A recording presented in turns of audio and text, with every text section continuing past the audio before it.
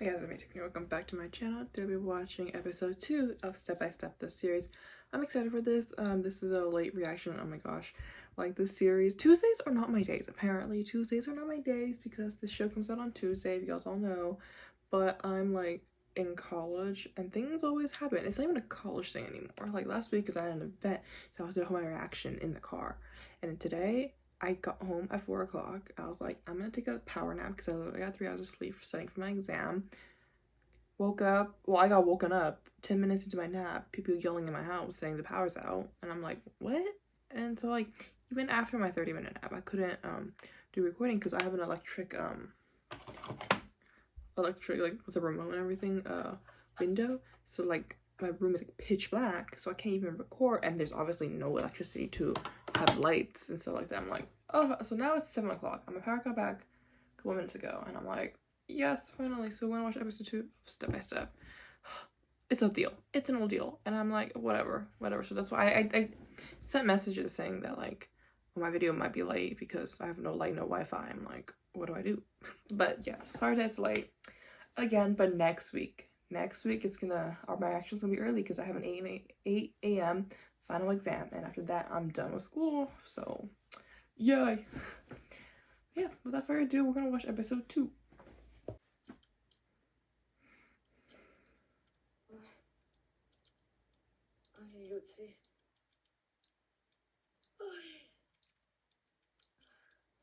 Ma'am, stop sighing. Oh my gosh. If you did your work, maybe you didn't have to be like this. Girl.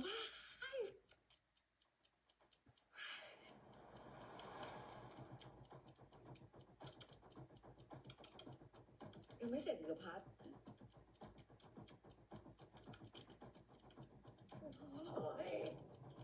Oh my gosh, she annoys me so much.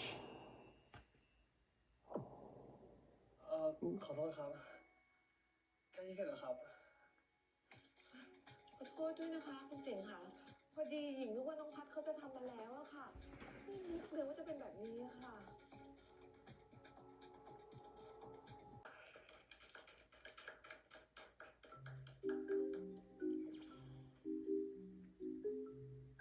คุณยิ่ง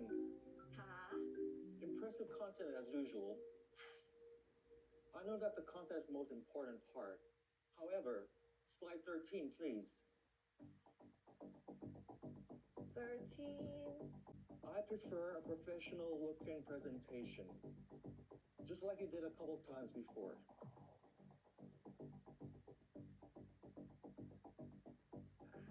I didn't get to see the full thing, so I don't know what he's saying. Like, why isn't it look professional? All I see is the words, so. Rush, a bit rushed this time. You know, You didn't do the fucking work. Coordinator help. And he did it like this. You're just pushing the fucking blame. You didn't even do that. He literally just translated the shit. Sorry, I'm so sorry, คุณเจมส์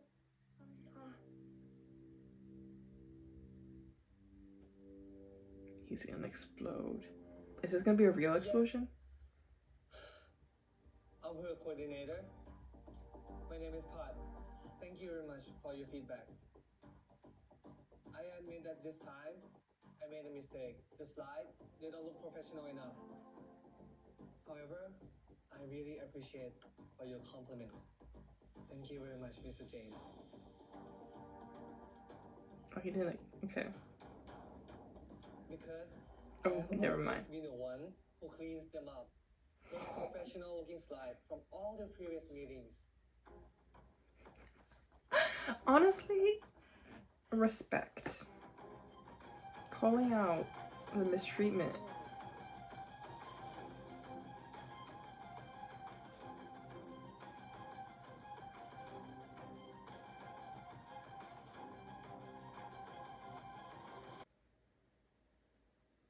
I like how we just skip the whole part where he finds out that Jen is his boss now.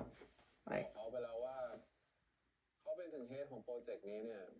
เขาควรที่ต้องรับผิดชอบงานในส่วนตรงนี้เองได้ไม่จำเป็นต้องโยนงานไปให้คุณทำ คุณเจ๋งเข้าใจพัดใช่ไหมครับ ครับ ส่วนหน้าที่ของคุณเนี่ยก็คือการสนับสนุนข้อมูลแล้วก็ฟีดแบ็กให้กับทางเอเจนซี่ใช่ครับ แต่ว่าพัดก็ต้องทำตามที่พี่หญิงสั่งตลอดดีๆ ขอบคุณคุณเจ๋งมากๆเลยนะครับ ที่เป็นพี่หญิงให้ แล้วทำไมคุณไม่ลองปฏิเสธเขาไปบ้างล่ะครับ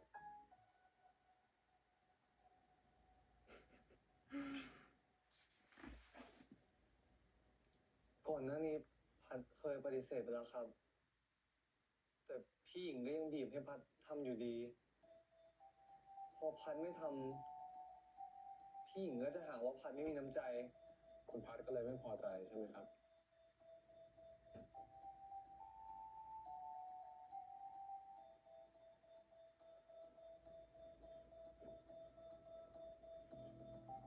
ผมเข้าใจนะครับ ที่คุณคงรู้สึกเหมือนถูกใส่ร้ายอ่ะคุณหญิงเองเนี่ยเขาก็ทำไม่ถูกหรอกครับที่เขาโยนความผิดให้กับคุณนะแต่ผมว่าคุณควรจะต้องใจเย็นกว่านี้ แล้วก็หัดควบคุมอารมณ์ให้ได้เหมือนคนที่เขามีวุฒิภาวะเขาทำกันนะครับ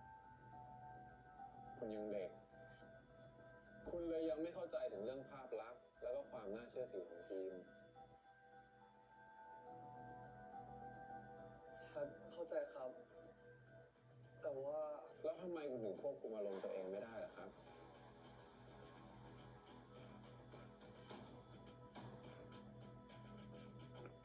I think it's more like everybody has a breaking point, and he's been working here for a bit now, and all he does is like force and force and force and stuff like that. And he's like, I'm done. แต่สิ่งที่คุณทำให้เขาเห็นในวันนี้เนี่ยมันคือความไม่เป็นทีมเพลเยอร์ของพวกเรา ผลงานของพวกเราตอนนี้ก็ยังไม่มีอะไรโดดเด่นเป็นชิ้นเป็นอัน ผมเนี่ยกลัวว่าวันหนึ่งทางผู้ใหญ่เนี่ยเขาอาจจะเห็นความไม่จำเป็นที่จะต้องมีแผนกนี้เขาอาจจะยุบเราไปเป็นมาคอมทีมเดียวเหมือนเดิม แล้วก็จ้างเอเจนซี่จากข้างนอกมาทำงานในส่วนตรงนี้แทน มันก็เป็นไปได้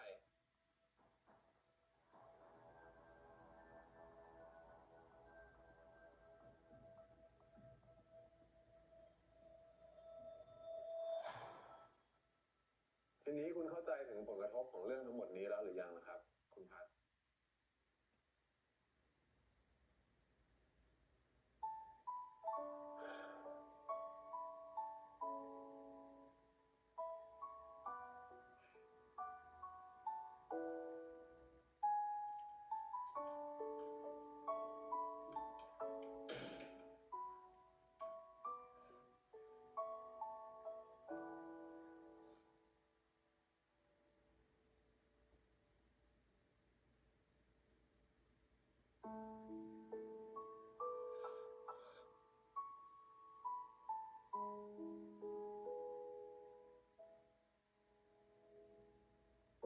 น้องพัดน้องพัดคะอยู่ในห้องน้ำหรือเปล่าคะ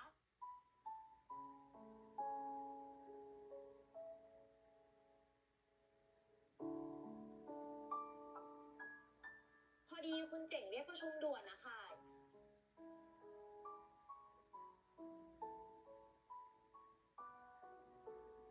รีบตามมาด้วยนะ อยู่ครับ เดี๋ยวกำลังจะออกไปแล้วครับ โอเคค่ะ ยังไงรีบตามไปนะคะ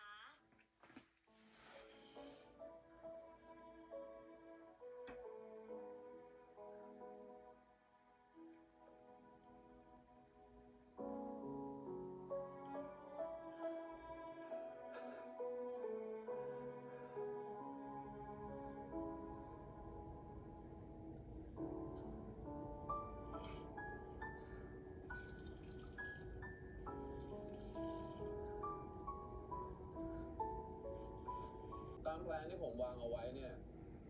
เราอาจจะต้องทำงานกันหนักหน่อยนะครับช่วงนี้ เราต้องสร้างผลงานเพื่อพิสูจน์ให้ผู้ใหญ่เนี่ยเขาเห็นว่าแผนกของเรามีประโยชน์ แล้วเราก็ต้องมีความเป็นทีมเพลเยอร์มากกว่านี้ เหตุการณ์แบบเมื่อเช้าเนี่ยมันจะได้ไม่เกิดขึ้นอีก ส่วนในเรื่องของการ reallocate เนี่ย ตอนนี้ทางเจนกรุ๊ปนำเข้าอยู่ 4 แบรนด์หลักๆ ผมจะให้แต่ละทีมเนี่ยถือแบรนด์ใดแบรนด์หนึ่งยาวไปเลยตลอดทั้งปี เพื่อความคุ้นชินแล้วก็แม่นยำในการทำงาน ผมไม่อยากเห็นพวกคุณทำงานอย่างสเปซสปาอีกรายชื่อแต่ละทีมตามนี้นะครับ มงค คนมหาศาลคุณเอ๋ยคุณกาฟิลคุณอยู่ด้วยกันนะครับจอยนี่จะเป็นคุณอาร์มของคุณโปรแกรมนะครับคุณตีคุณบอสคุณอยู่ด้วยกันนะส่วนคุณหญิงคุณอยู่กับคุณเปรมครับ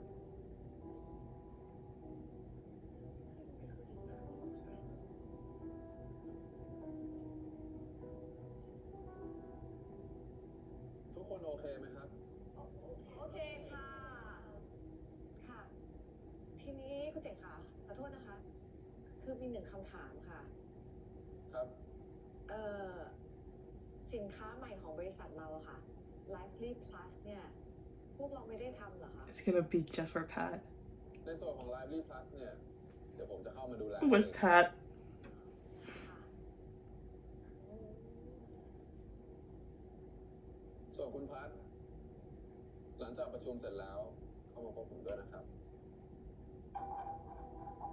He's gonna work together. Like I know they're trying to like get a setup that looks like he's gonna get fired, but no, this man, no. He sees his values. Okay, we've already seen that he loves his like abilities. He has a special task. You're not gonna trick me here. ก่อนหน้านี้เนี่ยคุณพัทได้แนะนำผมเรื่องการออเดอร์สินค้าล่วงหน้าผ่านทางเพจในการแก้ปัญหาเพนพอยต์ของลูกค้าได้ดี เป็นอะไรที่ง่ายแล้วก็ประหยัดต้นทุน แต่คนกลับมองข้ามมันไป ผมเลยเห็นว่าจริงๆแล้วเนี่ย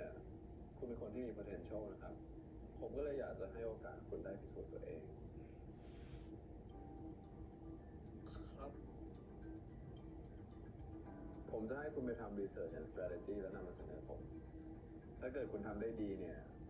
ผมจะให้คุณถือแบรนด์นี้ไปเลย All himself. โอเคไหมครับ โอเคครับพัดจะทำให้ดีที่สุดนะครับ คุณลองเอาตัวอย่างสินค้าไปศึกษาดูได้นะครับ What's the product?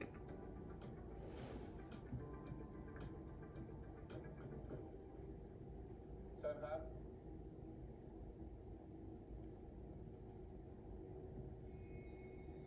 ส่วนนี้คุณแนน Digital Marketing Specialist จะมาให้คำปรึกษากับทุกทีมนะครับ ถ้าคุณพัดมีปัญหาติดขัดอะไรตรงไหนเนี่ย ก็ปรึกษาคุณแนนได้เลยครับ ครับฝากเนื้อฝากตัวด้วยนะครับ ผมพัดนะครับ สวัสดีค่ะ น้องพัดพี่ชื่อพี่แนนนะคะ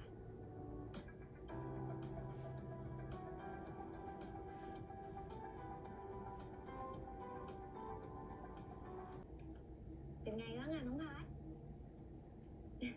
ทานข้าวยังคะ ทานแล้วครับพัดเอาเข้ากล่องมาครับ แล้วพี่แนนล่ะครับ ทานแล้วค่ะ พี่ลงไปทานข้างล่างมา งานเป็นไงบ้างอะมีอะไรให้พี่ช่วยเนี่ย บอกได้เลยนะ เป็นไรอะกลัวพี่เหรอ เปล่าครับ เปล่าอะไรขยับหนีเสียงสั่นขนาดนี้ นี่พี่ไม่กัดหรอกนะเดี๋ยวช่วยดูสไลด์ให้ Dude, I'm liking her more and more. Like she just got introduced.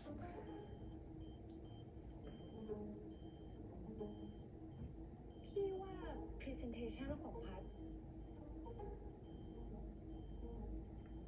น่าสนใจดีนะ ดูมีลูกเล่นใหม่ๆในการเล่า ไม่เหมือนที่เคยเห็นมา คือดูแต่ละหน้าเนี่ยคือพี่คิดภาพตามออกเลยอะว่าจะเล่ายังไง ให้ดูสมูทดูไม่น่าเบื่อ แต่พี่ว่าตรงนี้ต้องเพิ่มอีกหน่อย คือพี่เห็นด้วยนะที่พัดอยากจะให้เราใช้แพลตฟอร์มที่หลากหลายใช่ไหมแต่พอเราใช้แพลตฟอร์มที่หลากหลายเราก็ต้องใช้บัดเจ็ตเยอะ พอใช้บัดเจ็ตเยอะเนี่ยเราก็ต้องมีเหตุผลมากพอแข็งแรงพอที่จะไปดิสคัสกับคุณเจ๋ง คือพี่ว่าแค่เนี้ยมันยังไม่พอว่ะ แล้วถ้าพัดเพิ่มเหตุผลที่ว่า ถ้าไม่ทำแบบนี้เราจะเสียโอกาสอะไรด้วยจะดีขึ้นไหมครับ ก็ดีนะ ดูหนักแน่นขึ้น พี่ว่าคุณเจ๋งซื้อ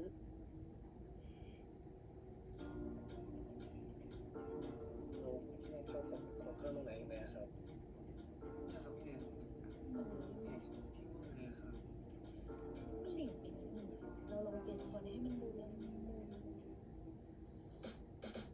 See, this is what a good like higher up is, like helping you, like maybe not. They're using Canva. Canva. And like 100%, the reason why she's so focused on her, I mean, like she sees the potential in him, but at the same time, Jen 100% asked her to pay attention to him a little more. That's how the romance starts, guys.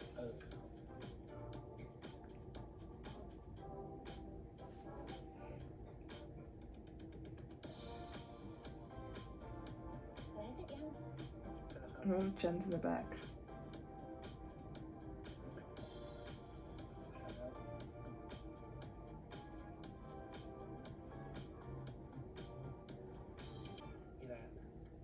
อยากให้กำลังใจ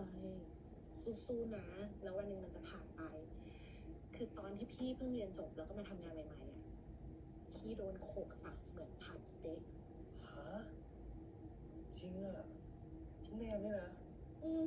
ใช่สิคิดว่า He sees him and her and him. I mean. ไม่มีวันหนึ่งอะนะถ้าคุณเจ๋งเขาเห็นว่าพัดมีศักยภาพที่มากพอน้องพัดครับคุณเจ๋งเลยครับ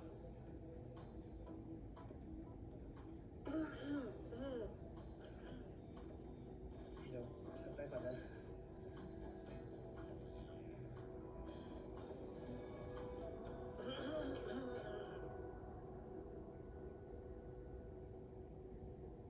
แหมซ้อมกัน2-2เลยนะไปถึงไหนแล้วเนี่ยHe's gonna get promoted before you, maybe. I don't know.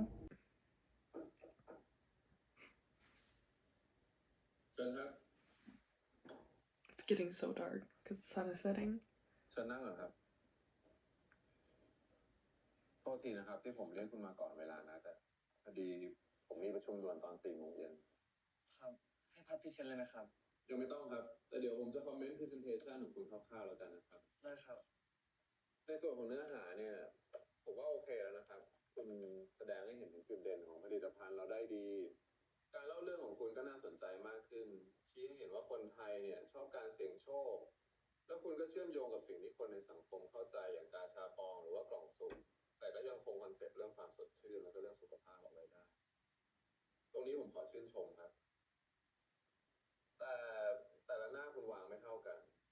เดี๋ยวชิดขอบเดี๋ยวห่างจากขอบถึงแม้ว่ามันจะแค่นิดเดียวเนี่ยแต่ผมว่ามันก็ดูไม่เรียบร้อยครับคุณควรที่จะเซตอัพไอเทมพวกนี้ในเทมเพลตไม่ใช่มาวางแปะเป็นหน้าแบบนี้การจัดขอบตามแนวกระดาษแต่ละหน้าคุณก็ไม่เท่ากันไปเรียงมาใหม่นะครับผมอยากให้มันดูคลีนกว่านี้ทุกหน้าเหรอครับทุกหน้าเลยครับส่วนเรื่องรูป This is why I use templates. รูปนี้คุณจะสื่อถึงอะไรครับรูปหน้า22เนี่ยรูปนี้มันตรงตัวเกินไปอะครับ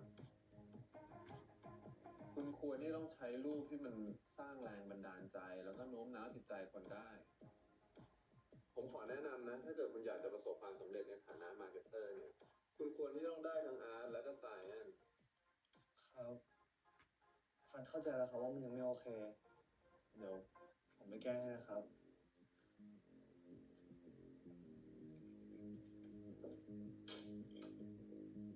แล้วก็อีกเรื่องหนึ่ง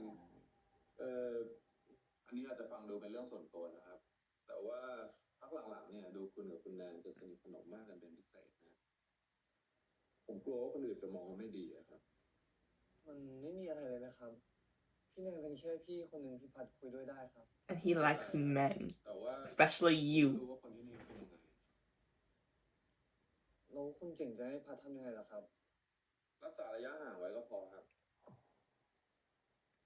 มันก็ไม่ได้ใกล้ชิดอะไรมากมายขนาดนั้นเลยนะครับแต่คนอื่นเขาจะไม่ได้คิดแบบนั้นนะสิ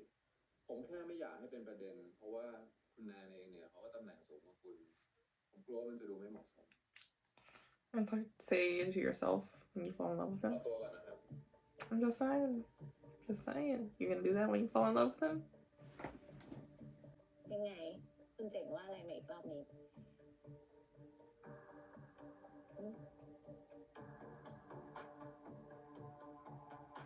Same problem they're having in a boss and a babe. People don't mind their own fucking business.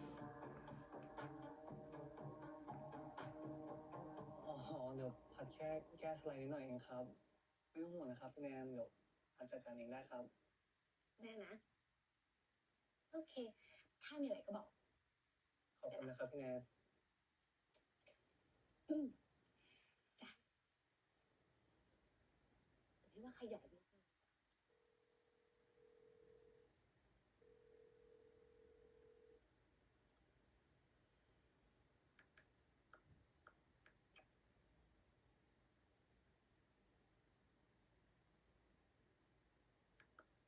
Who is he texting?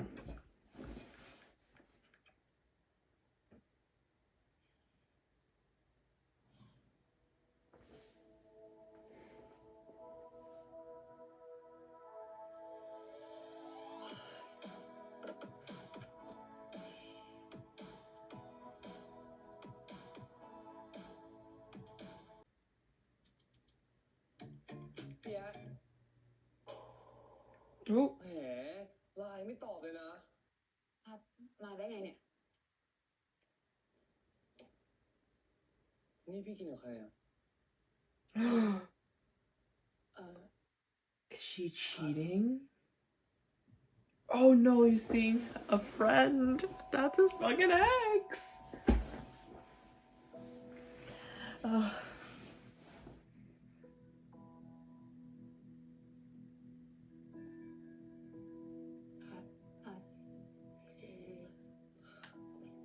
พัดเดี๋ยวดิพัด I wonder what happened. Obviously, it was a bad breakup. ทำไมกูไม่รู้ว่าพัดกลับมาไท Oh ย my gosh, but like, Up looks so good. The leather jacket, the hair. เดี๋ยวกูอธิบายให้ฟังก่อนแล้วก็ไม่ตามไป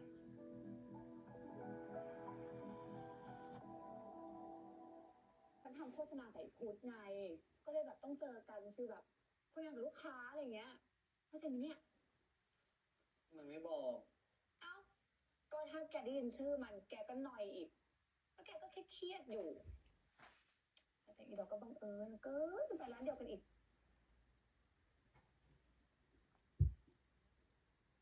อ่ะ นี่อะไรอ่ะ นี่ติดสินบนพัดเหรอ อ่ะอย่างนะจ๊ะ เขาเรียกว่าค่าทำขวัญจ้ะหายงอนแล้วขอโทษได้ไหมล่ะ โอเครีบหายแล้วแหละเดี๋ยวเจ๊ก็ขี้เกียจงอพัดอีก โอ้น่ารักที่สุด โอ๊ย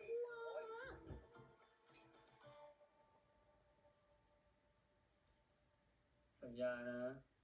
ว่าคุยแค่เรื่องงานจริงๆอ่ะ Oh, จริงจริงฉันจะโกหกแกทำไมอ่ะ you sound like you're lying. โอเค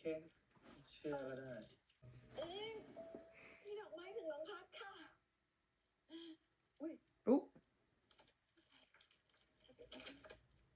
Oh, Happy 1 month anniversary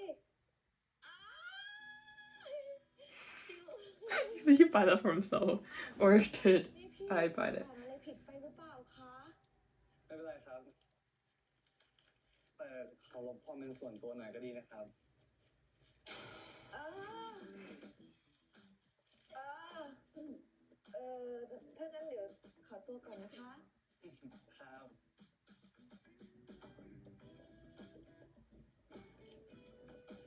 อะไรอ่ะ ไหนดูสิ1 month anniversary มีแฟนแล้วทำไมไม่บอกพี่ เปล่าเนี่ยพัดสั่งให้ตัวเอง He did buy it himself. จะได้เรื่องนินทากันเนี่ยว่าเรากุ๊กกิ๊กกันอ่ะ อ่าข่าวลือสยบข่าวลือ แต่ทำไมพัดไม่บอกคนอื่นไปเลยอ่ะว่าพัดเป็นเกย์ง่ายกว่าตั้งเยอะ Our business, not their business. พัดยังไม่อยากคำเอาตอนเนี้ย เข้าใจได้ ก็ดีจะได้มีช็อกโกแลตที่ดีเอาอันนี้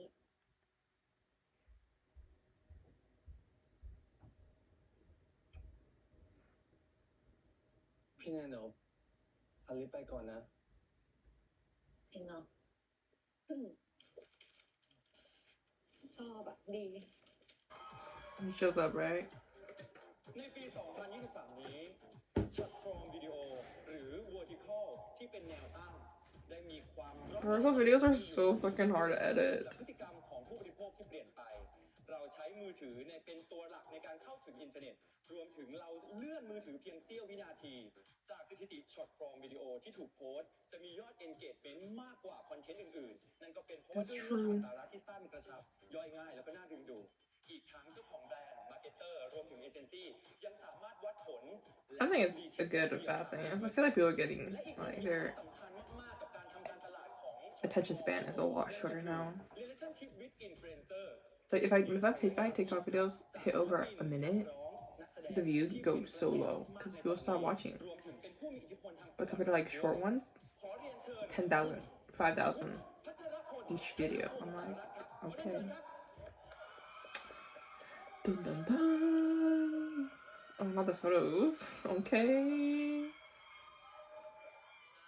สวัสดีครับ สวัสดีครับ สวัสดีครับ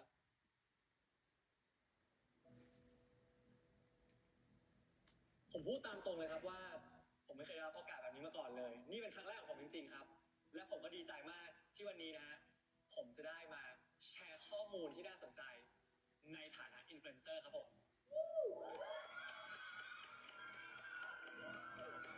Ooh, he saw him.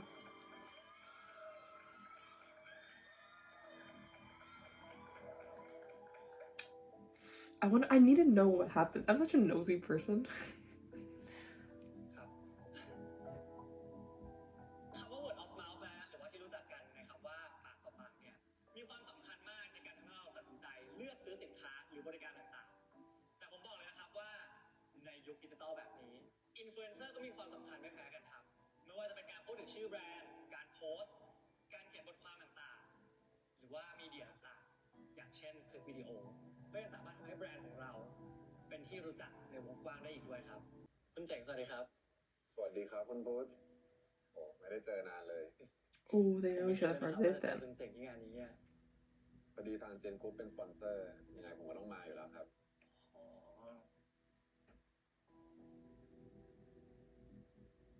ขอโทษนะครับ ผมขอตัวไปเข้าห้องน้ำได้ไหมครับ ได้ครับเชิญเลยครับ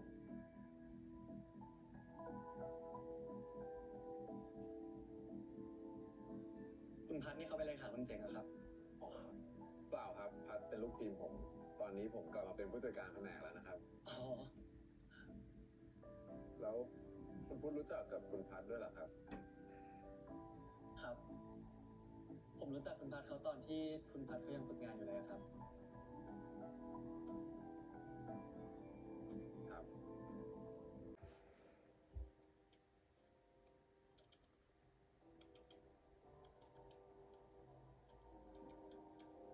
อีพัดปิดคอมใครดอกร้านเหล้าเนาะ No, not him bring his computer to the bar. ให้มันทำงานอีกหน่อยแล้วกัน อีคุณเจ๋งนี่ก็ปากแจ๋วเนาะแทนที่จะพูดจาดีๆกับคนอื่นรักษาน้ำใจคนอื่นเขาบ้างอะนี่คิดว่าตัวเองเป็นลูกประธานบริษัทได้ยังไงวะนี่อยากทำอะไรก็ได้เหรอสูงส่งมาจากไหนและอีพี่หญิงของมึงอีกคนนะกูเรียกจะหยุมหัวจริงๆเลย Me too. แม่รำคาญความเซนิลิตี้ชิบหาย แอะมึงอย่าลืมนะ ไอ้พัดเนี่ย มันก็มีความผิดเหมือนกัน มึงจะไปเข้าข้างมันอย่างเดียวไม่ได้นะเว้ย แล้วกูบอกไหมว่ามันไม่ได้ผิด แต่อย่างน้อยมันก็ยังรู้ตัวไง แต่อีคุณเจ๋งอะรู้ตัวยังก่อนคะไม่ใช่ทำตัวโนสนโนแคร์แบบอยากเฟียสเงี้ยหรอฆ่าได้ฆ่าใครไปช่างแม่งเงี้ยหรอ พอแล้วเจ๊เรื่องมันรีแลกซ์กันนะ โอ้ค่ะมึงอะคนแรกเลยเนาะกล้าจะมาสอนกูอีกเราจะไม่พูดถึงมันเป็นอดีตอยู่กับปัจจุบัน อ๋อเหรอ Oh, Pat Jen. เฮ้ยพัด I'm hiding on his back. ลุกขึ้นมา ของมึง กูเจ๋งมาก ฮะมันบอกว่าเจ๋งมากมันเจ๋งมากว่ะ เจ๋งมากมึงนี่กลัวจนหลอนแล้วนะลุกขึ้นมา ไหนวะไม่เห็นมีใครวะ ไหนกูขอดูหน้าหน่อยสิทำลูกกูร้องไห้หลายรอบ Oh no, girl, I think you're drunk. เคยเห็นหน้าเขาเหรอ นั่นไงก็มันบอกอยู่น่ะ ไม่เห็นมีสักคน นั่น นั่น พันไม่หลุดนะเฮ้ย อะไร เฮ้ยมึงหยุด พูดเหมือนหลายรอบแล้วนะ มึงด้วย เอาอีพัด ไอ้พัด ยังไง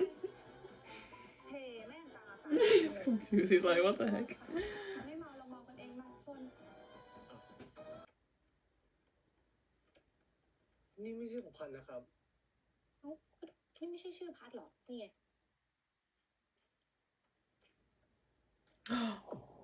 Oh shit, it's from พี่ Play. ไปละพี่ไปทำงานแหละ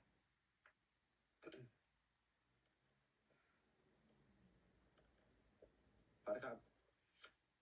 ครับ So that concludes our presentation. Thank you. Okay, thank you very much. I think the strategy part is great, simple but powerful. However, can you please go back to slide number 12?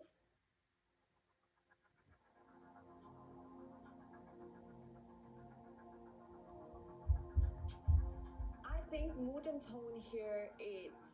a bit boring. I suggest you to come up with something more newer. We need something more trendier. Can you do that?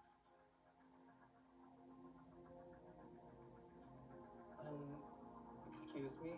Yes, Pat. So I had something to present. Okay. Did Jen change it? Is that what happened? Yeah.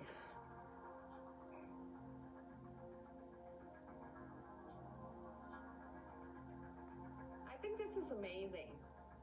This is exactly what we need. Well done, Pat. This is great. You proved him wrong. เฮ้ยน้องพัดนี่ Get your hands off him. ตัวตึงเหมือนกันนี่หว่าเราเอ้ย อะไรวะพี่ แหมนี่ขนาดมีแฟนอยู่แล้วนะนางยังติดแจเลยเฮ้ยบอกหน่อยดิเด็ดปะเด็ดปะบอกว่านี่ คือพัดกับพี่แนนไม่ได้เป็นอะไรกันครับ เฮ้ยพี่รู้พี่ดูออกเอ้ยบอกเด็ดปะเด็ดปะ จริงๆครับพัดเป็นเกย์ Oh. โอ้อย่าซีเรียสดิวะผู้ชายเหมือนกันพี่บอกให้เราเชื่อดิ จริงๆครับพัดไม่ได้ชอบผู้หญิง ถ้าอย่างนั้นแนนก็เป็นเพื่อนสาวพัดอะเด็กใช่ปะ It's the stereotyping for me. รูปร่างอย่างนี้ก้นอย่างนี้ What the fuck are you doing? รับประเด็นใช่ปะเฮ้ยอะไรวะเฮ้ยพัดใจเย็นมาก คุณเจ๋งให้มาเรียก พี่แค่แซวเล่นเฉยๆว่ะ That's not funny. มันทุเรศอ่ะ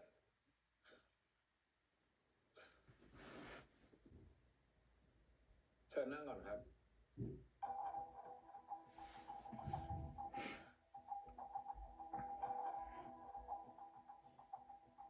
ที่ผ่านมาเนี่ย คุณทำได้ดีนะครับ ไอเดียของคุณดี ผมต้องยอมรับในความสามารถของคุณในตรงนี้ ครับ แต่ถ้าเกิดคุณมีอะไรอยากจะนำเสนอเนี่ย คุณควรจะบอกให้ผมรู้ก่อน ไม่ใช่ไปทำแบบนั้น Dude, he was literally put in the spotlight when he was asked a question, though. ก่อนเลย ผมจะตอบอะไรด้วยก็ไม่ได้ ไอ้รูปพวกนั้นเนี่ยผมก็ไม่เคยเห็น ผมเคยส่งให้คุณเจ๋งนะครับ ยังครับ ยังไม่เคย ถ้าคุณบอกผมก่อนเนี่ย เราจะได้แปะรูปลงสไลด์ให้มันเรียบร้อยสวยงาม ไม่ใช่มาเลือกจะเปิดจากโฟลเดอร์ที่มันไม่เป็นระเบียบแบบนั้น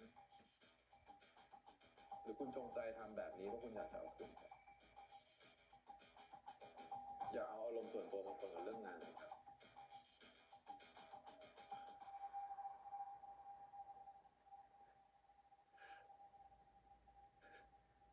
He's crying again.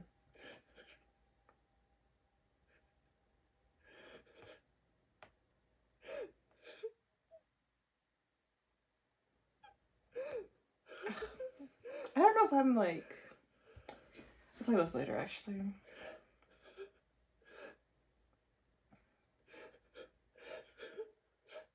คุณพัดคุณร้องไห้ทำไมเนี่ย คุณมาร้องไห้ในที่ทำงานแบบนี้เนี่ย คุณรู้ไหมว่าคนอื่นเขาจะมองคุณว่ายังไง มองยังไงครับ มันดูไม่เป็นผู้ใหญ่ครับ มันบั่นทอนความน่าเชื่อถือของคุณนะ พัดว่า คุณเจ๋งกลัวตัวเองจะดูไม่ดีมากกว่าไหมครับ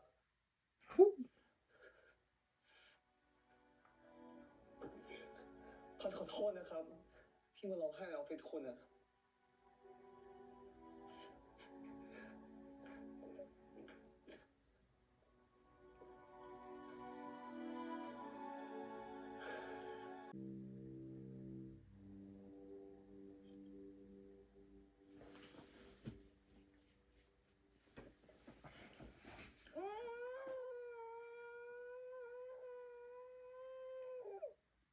Felt that.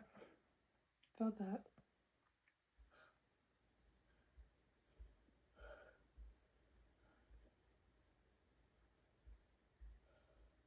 Doesn't he like pop off and like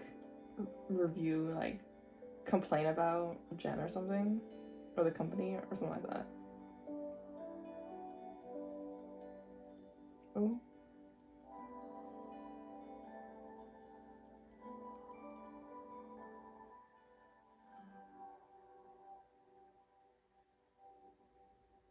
Oh yes, the review thing.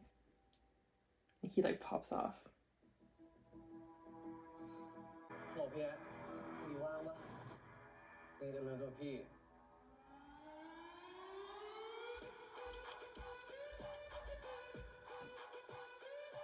My manager does not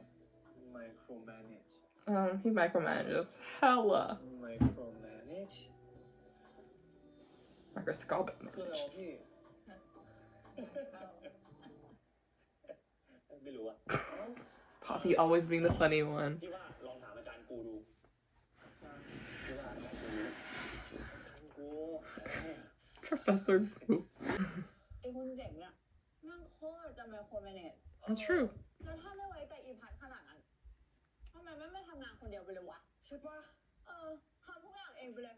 ไม่รู้คนอื่นเขารู้สึกไงกูก็ไม่แปลกใจเลยทำไมโดนลูกน้องลุมสาบ It is so dark. Oh my gosh. My manager micromanages me, which causes discomfort. He always wanted to direct everything in his own way. It felt as if he never trusted me, and that really demotivated me. แรงไปไหมวะ Oh. ช่างแม่ง เฮ้ย เดี๋ยว จะส่งแล้วเหรอ พัดพิมพ์ภาษาอังกฤษแบบเนี้ยพี่ว่าเขารู้นะ พัดโดนไล่ออกได้เลยนะเว้ย Oh, that's true. Because he's like, that's his job. He like translates things too, and he's the only one probably doing English. โดนยัง ก็ใช่ไง ให้มันคิดอีกทีนึงก่อนไง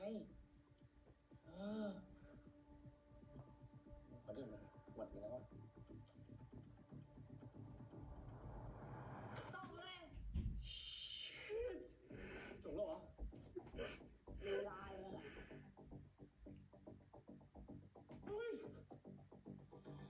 I like want to resign. Oh well, but being fired is worse.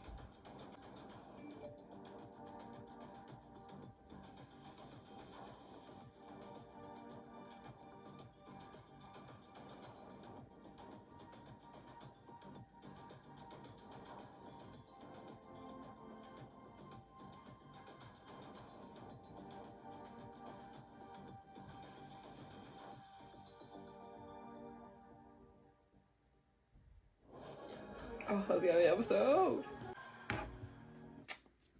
So I didn't know him. Well, their friend. What's his name? Tay, which is the actor he played in Dark Type. So they know each other. What a small world. What a small world. But yes, this episode. Okay, so like I was gonna say this earlier, but I decided not to say it until the end of this because I don't want to like miss anything. But very honestly, I feel like, I don't know, it's because we've been spoiled with more fast-paced series and stuff like that, especially office-based storylines, especially with Bed Friends and A Boss and a Babe, which is hella fast. We got into the romantic aspect of it a lot. Obviously, like Boston and Babe, they literally slept together. I was like, not Boston, but Bed Friends slept together husband, and like they established a like bed friend thing. And then A Boston and Babe, we got the full kiss scene, and they're like very close already, with Cher and Gunn like being like not like the boss and intern relationship like talked about in the reactions, stuff like that. So like this one, is more like a literal office story. It's like there hasn't been any romance, like other than the episode 1 where like he like kind of had a crush on Jen, but like that was more before he knew that he was his boss and stuff like that. And like there's a good and a bad. It's like it's different from the other series because the other series are more like dramatic in a way and deeper in more of a personal level, you know, like the whole like private life stuff is more important. It just so happens these are office employees, but this one is just literally a story about office workers and their work life, if you know what I mean. So like that's a different aspect. Like it's a very good show so far, but I think it's just like for me, because I've seen it, shows that are like faster paced, I'm like it felt like it's dragging a little. We spent the whole episode of just him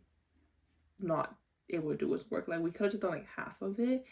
and it would have worked. It had that same value and the effect that I think has gotten to me, you know. Just like, and we all like brought up the whole like thing with Put and everything, like,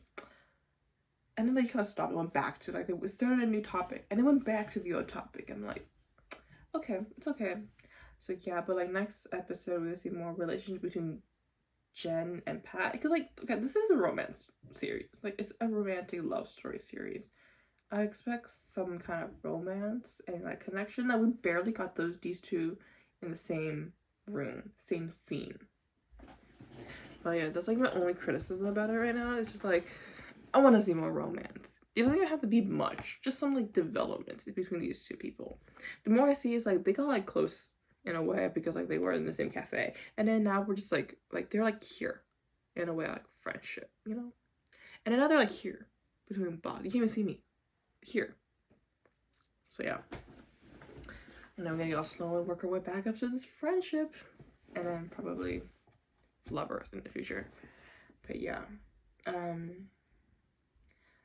what I don't really have much to say about like the story. I think it's very straightforward. It's like conflict between work life and stuff like that, and their bosses and everything. It's very straightforward. I'm not really into that kind of stuff. I will probably never experience like office stuff. Like I wasn't experience like boss and like co-workers and colleagues and like hierarchy issues in my future. Well, I do right now already, but like at the same time it's like working and like making presentations. I'm like, I get it. I make presentations sometimes for school and stuff like that, but like other part, I'm like, these things are like not as interesting to me as like other stuff. Like, yeah. But I want to like acknowledge Ben's acting. I feel like Ben's acting was really great this episode, where like he showed the emotions he showed, especially that scene. I felt that scene where he saw Put on stage was so well done. Like obviously there's something that we don't know that happened, like something really big must have happened so for him to get that kind of reaction and make us curious and want to see what's gonna happen. And like I was like, I want to know what's happening and stuff like that. So like he did really well in that emotion, like the pain he feels, like the pain, like he's trying to like, he's confused, like why is he up here, and like why is he like showing back up in my life, the confusion, like I thought he cut him out and everything, like just like that, you know, like the thing. And then at the end where like he exploded, he started crying, and like crying is like he just started crying out of nowhere. It's like not really nowhere if you think about it. It's everything put up one by one, and you realize he's not crying about work, he's crying about his life. Everything is at him at like 10,000% and everything. He's like, he finally broke down in front of Jen. yeah, I watch it. I'm excited to see what's next episode. Next episode's gonna be very interesting. More of a hopefully a private style stuff where we can see like them outside of the work setting a little bit more and develop their relationship a little more. So yeah, thank you guys so much for watching. Please like, comment, subscribe, and follow me on my social medias. Link down below. See you guys next time. Bye.